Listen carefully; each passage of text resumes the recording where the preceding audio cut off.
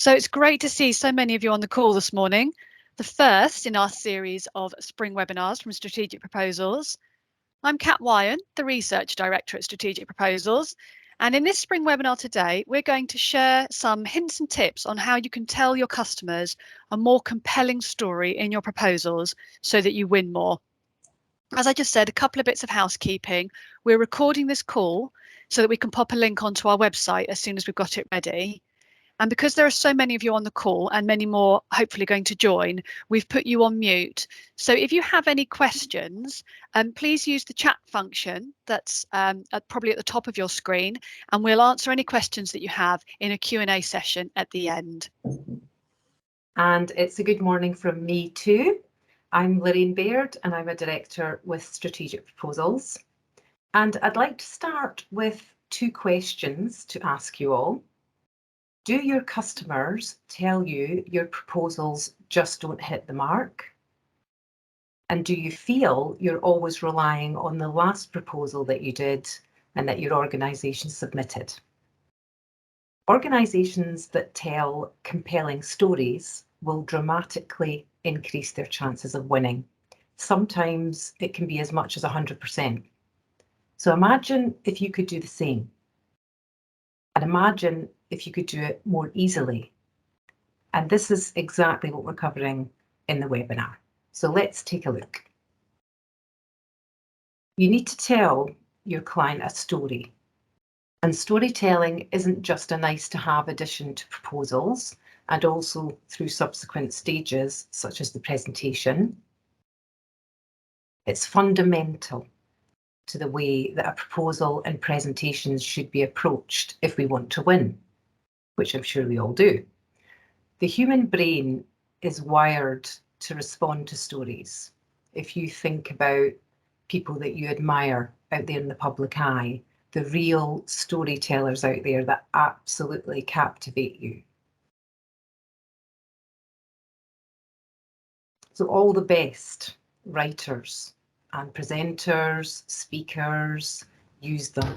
So it's vital to apply storytelling in business. There are multiple reasons why stories are so effective.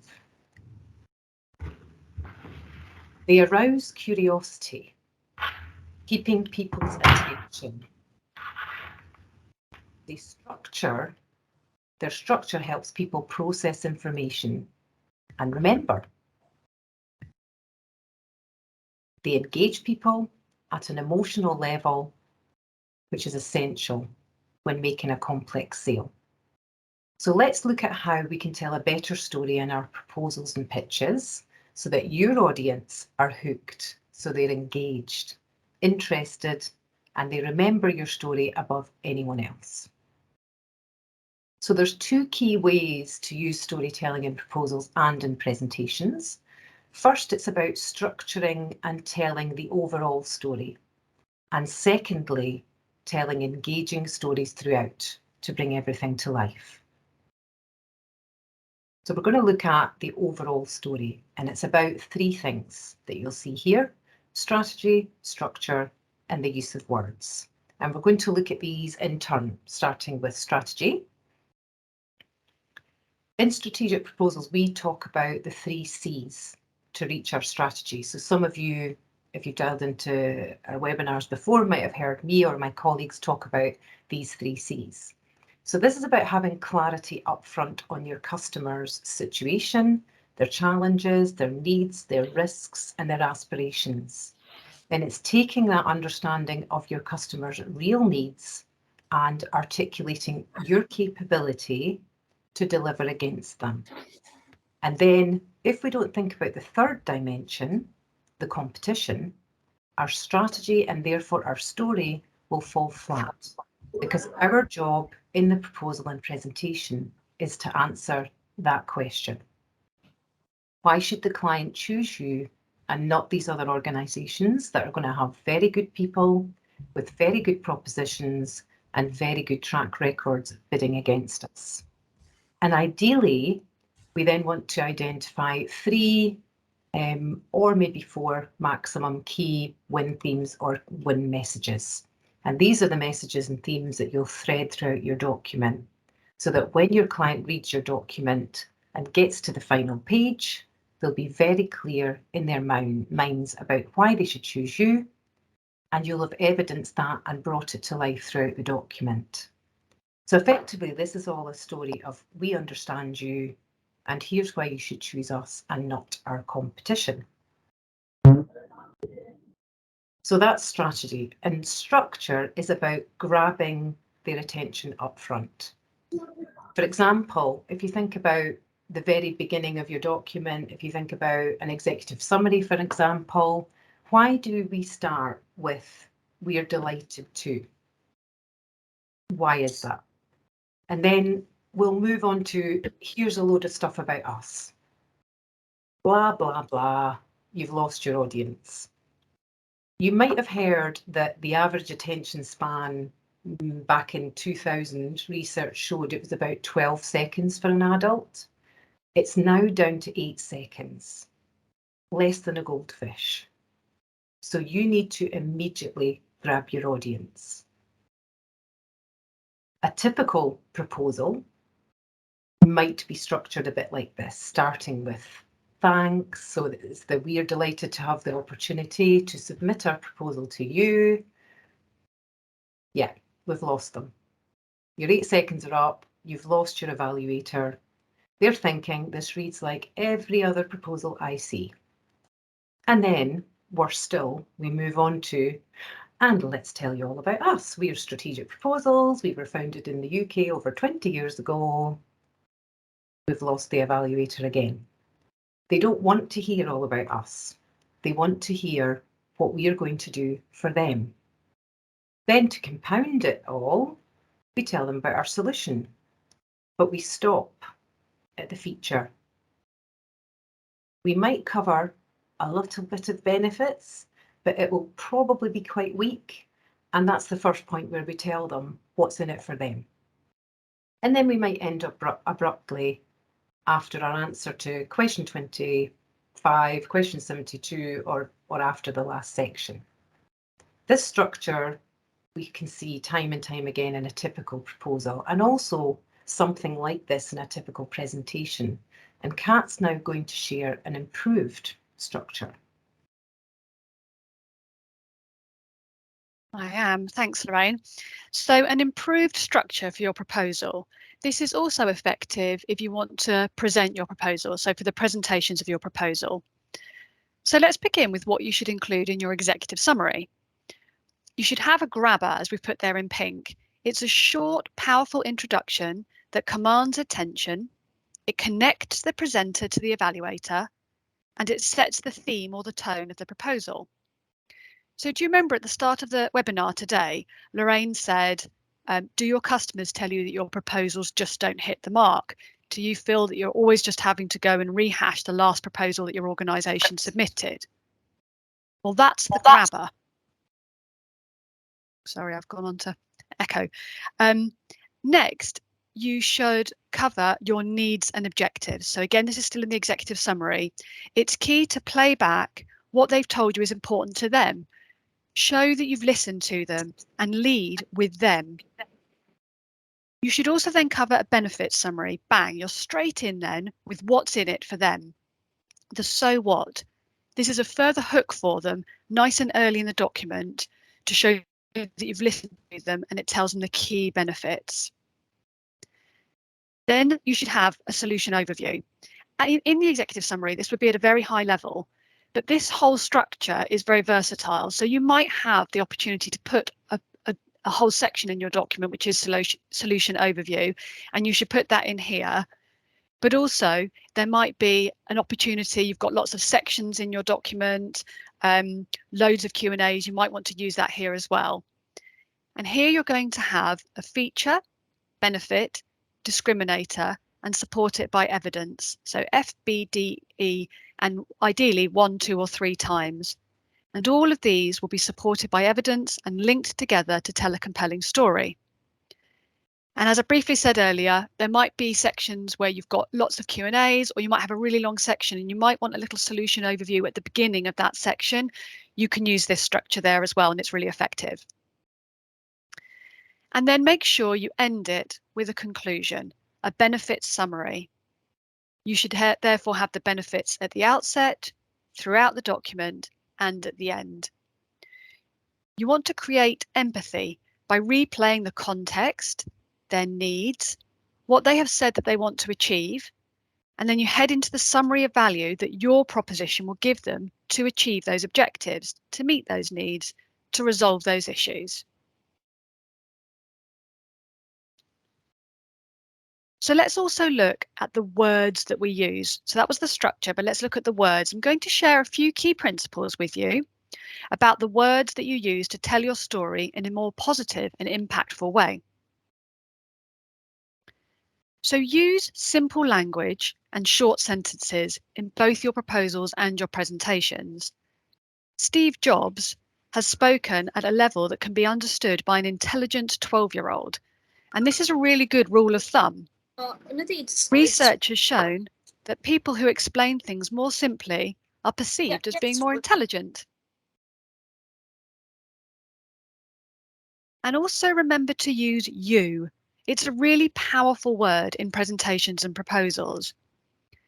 There's a simple little test for this that you could do. Think of a recent proposal or go to a recent proposal that you've done and add up the number of times that it mentions the customer, you, your, and then add up the number of times that it mentions your own company name, us, our, we. And who do you think you'd want to see more of? You or the customer?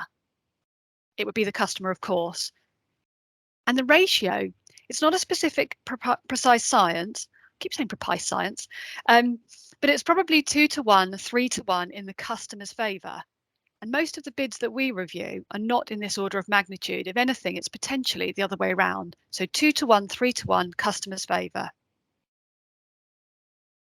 And also, if you want people to remember particular words and phrases, for example, the benefits that you've got, then you'll remember that what we said in the ideal structure was that we had a summary of the benefits, then we looked at the features and benefits of each of those, then there was a summary of the benefits again. What am I doing there? The key is repetition. You need to make sure that the key messages that you want your evaluator to remember are repeated at regular intervals throughout the proposal or presentation. Repeat, repeat, repeat.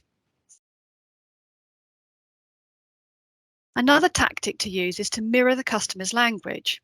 This is about using their pet phrases, their favourite words. Think about the language that they use verbally or in meetings, in emails, as well as what's in the actual formal RFP. You want them to be saying things like, they talk the same language as me, I see something of myself in the document. These are real quotes from evaluators. And a good way of doing this is to use a word cloud of their ITT, where the more often a word is mentioned, the bigger it is in the cloud. So if you remove the really common things like the and a, then do the same with your response and compare the two. The big words or the overall feel of it should be comparable. They should absolutely correlate. If they don't, then you might need to have another look at it. So these things that I've run through are just a few examples of how to improve the use of our words in proposals and presentations to tell your story in a more positive and impactful way. So we've covered the overall story, and we're now going to take a look at the engaging stories throughout. So what we mean by this, well, we're looking at our success stories, we're looking at the risks and issues, and we're looking at ghosting the competition. So let's take a look at each one and when to use them. So the successes, this is about, we've done similar things before, the success stories, which help build the trust with your client. Give your client evidence that backs up your story. So these are independent comments or comparisons from the industry analysts or trade press. It could be other customer testimonials. It could be benchmarking data, statistics, awards that you've won. And don't just do this in the section that they ask for it. For example, where you're asked for references, but use it all the way throughout, section by section, answer by answer. This helps give the client a lot of confidence that you're not just saying this, you have actually done it before, and here were the results, and this is what they said about it. So it's really, really powerful. As well as proving it, you need to clearly differentiate yourself. This makes it even easier for your customer to choose you, telling them the story of where you've done it better than others, where you are doing it better than others. This makes it easy for your customer to recommend you internally to their stakeholders. So it makes their job easier too. We often see a lot of me toos. We can do this, but then so can all of our competitors. And it's okay to have a number of them that show you're comparable, but there needs to be a layer of differentiators on the top to make it easy for them to choose you. And also when you're talking about success, you need to show them where you can take that client to, your story with them. Articulate the key project activities, the how, that will transform them from where they are today, point A, to where they can be in the future, point B. And be sure to tell them the story of how it will feel once you've delivered a great solution, which we say is their happily ever after. Not only do they need the vision of where they can be, but they need to build that trust that you can take them there. Hence explaining those key activities to get them there. And what's also important to include, I mentioned risks and issues. This is the lessons you've learnt, the battle scars that you've got, that mean that you'll keep them out of trouble, the pitfalls that you'll avoid. Avoiding the risks can be more powerful in decision making than the added benefits. They can be what sway the decision. And if you're the only ones to communicate the pitfalls to avoid, or the options that you've considered but discounted to choose the very best option for them, then you will seem the most informed, the most reliable, the most experienced, when others aren't providing this detail. And then the third element of the stories throughout is where you can ghost the competitors. Now, this is a very fine art. However, telling them these stories can be very powerful if told in the right way. I mentioned on the previous slide this story of all the options that you considered when deciding what to put forward to your customer. If you share all those options and why you ruled out some of those, your competitors could fall foul because they haven't taken the route you're proposing, and in fact may propose one of the options that you've actually discounted for good reason. So immediately you can sow that subtle seed of doubt in your customer's mind. Another alternative can be where there is information out in the public domain, positioning your organisation or your solution ahead of the competitor. So there you're using facts that are already out there in the market. So you can use this information. For example, a comparison completed by an independent body like Which. So that can be really a bit more easier to use. The true ghosting can be very, very difficult. So do tread carefully, but it's very powerful when used correctly. So in this session, we've shared two key ways to use storytelling in your proposals, and that was telling the overall story, and secondly, telling engaging stories throughout to bring everything to life and to ensure that your customers are hooked, they're engaged, they're interested, and they remember your story above anyone else. So Kat and I hope that you're going off to rule the world with your stories. Thank you. So we'd like to ask if you have any questions for us now. I haven't seen any come in on the chat, so everyone's been very quiet, taking in what we're saying, but I'm sure there'll be some questions. Okay, we can look out for any popping in the chat. Oh, there's a hand up. Oh, Hiya. Is this allowed, or do I have to put it in the chat? yeah, no, that's fine. Okay, cool. That was really good. I had a question about what would you recommend when the grabber or the benefit of your offer is not a tangible number or a tangible change. So you might be selling the depth of expertise that you bring that other people might not have, and therefore the risks you can help them avoid, but you probably won't end up with a number like we're going to be 20% faster than other people. So, sorry, I'll jump in first, and then Lorraine, I'm sure we'll jump in afterwards. Generally speaking, the way that I have done this with people is to keep asking so what until you get to something that you know will be relevant to the client. So we're this much faster, or we're mitigating this risk. Well, so what? And it's a bit like sort of, you know, that annoying child syndrome where they just keep saying why. But if you keep asking so what, and then ask it again and again, you will be able to synthesize that into something that is meaningful and of benefit to that specific client. And that really doesn't have to be numerical, doesn't have to be a number or a percentage or something that is like that, but it needs to resonate with what it is they're trying to achieve and their needs. And then I think you're onto a winner, regardless of what the benefit is. Yeah, great. I don't have anything else to add to that. Okay. I totally agree. Does that answer your question, Alfie? Well, it does kind of, but I'm going to push you because your answer was basically keep trying until you get something concrete.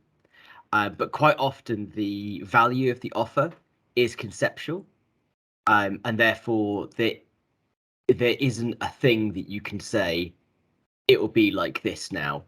So for example, so I don't work in this space, but let's say I work for an airplane company, right? I might say, we have loads of people who are really good at thermodynamics, and because of that, we're able to deliver better efficiency. So that's not a number, and it's not your plane will be 10% faster than another plane, but it's still why you should pick us. So how do you deal with those kind of conceptual things where there just isn't that number or that concrete example?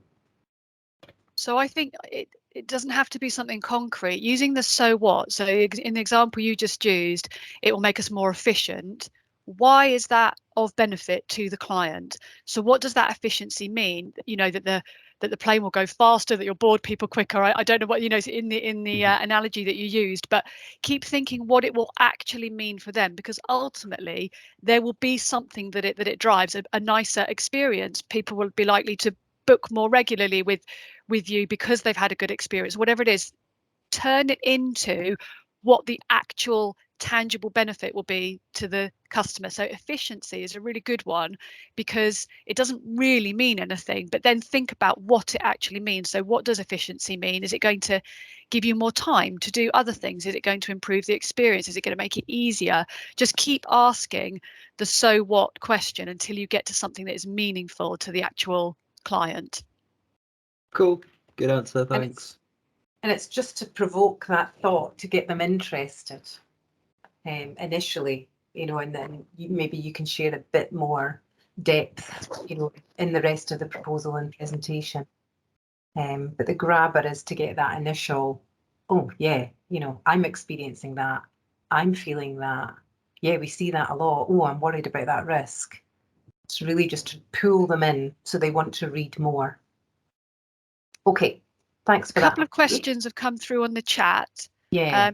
Hannah asked if the presentation will be shared. Yes, I'm going to load it onto our website. It'll probably be tomorrow, possibly over the weekend, depending on how well I do it. But it will be available by Monday on our website, and I'll put the link onto LinkedIn so you can go and get anything that you want from there. This whole recording. Yeah, And then Hazel has asked, what do you recommend if you have a very restrictive character limit? Yeah, we experience a lot of that. So maybe like a portal-based response. So there'll be different scenarios. So we recommend that if you are allowed to upload another document, so if the restriction isn't that you cannot upload anything else, and then you can therefore upload an executive summary or something, you could upload an executive brochure, like a short, sharp, nicely designed brochure, which is just a little bit more extensive than a 1 or 2 page exec summary. We say maybe about 8 you're looking for, that are highly designed so that they really draw your audience in, and it's going into those key messages that you would put in your executive summary with just a little bit more information. And that kind of summary supports whatever you've had to respond to in your portal. I've not seen any circumstance where we've been limited completely, that you're not allowed to upload anything else. But if you are, then yeah, you've got to get to absolutely nail those 3 C's: the customer's requirements, your capability, the competitors, to even just get snippets of that into your responses, whichever the appropriate responses are. You won't be able to get it into them all because some of them will be very factual responses and not much room. But there's places where you can do that, hopefully. Any other questions coming through? I thought it might be useful. There was a question there on what FBDE stood for, and features, benefit, discriminator, evidence. And I just thought it might be worth, we talk about differentiators and discriminators, and people get the two muddled up really easily, and it's quite easy to do so. An example that we often use is, so a differentiator is something that you do or have that's different to your competitors. An example for strategic proposals is that we have an office in the Netherlands, and most of our competitors don't, or in fact, I don't think any of our competitors do. But if I was to mention that to 95% of our client base, it wouldn't really make any difference to them. They wouldn't really be interested that was a unique selling point of ours. That's a differentiator. But if they were writing proposals in Dutch, or they had a client who was based in the Netherlands, then it would be really interesting to them. And in that situation, it would be a discriminator, because it is a differentiator that is relevant and or of interest to the client. So we use both, but if you can get to a discriminator from a differentiator, then you really are going to differentiate yourself to the other people that you're bidding against. Yeah. And Sapna's asked a question about looking at the personality of the audience. Yeah, absolutely, Sapna. If there's been some really effective capture planning, if people are short of time, perhaps as much pre-proposal planning as they could do before that RFPs come out, ideally, to look at who your stakeholders are. So we talk about building that stakeholder plan, that contact plan. Ideally, this is way before, and as I say, at the capture phase, so that you've got the time to understand who all the different people are involved, who are the real decision makers, who are the influencers. We don't have a one decision maker anymore. We've got a group, and as Sapna's put in her note, there's people that are going to be looking at the compliance perspective, people looking at the servicing perspective, the operational, how will it feel?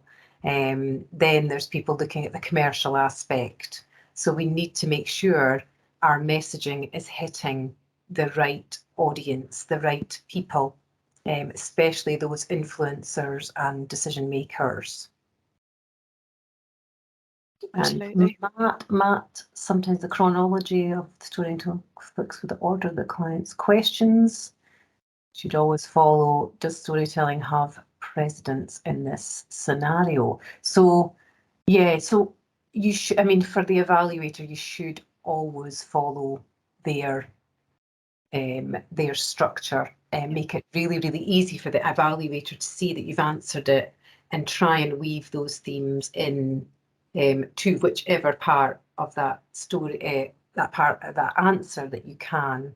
But you should definitely follow best practice and follow their order. And a way of doing that, Matt, as well, that we've used in proposals is to have either a symbol or a logo or a picture or something, or even just a word box that kind of says the key theme, and put that on the relevant page so that the story is woven through all of the pages, but you're not corrupting the kind of the structure that you've been dictated. There are ways of doing it sneakily. Yes. You'll see on the screen Kat and I's email. Yes. Appreciate it's a short session, but deliberately so. And if you have any further questions, please do drop an email to Kat or I. And thank you very, very much for joining us. Thank you. Thanks, everybody.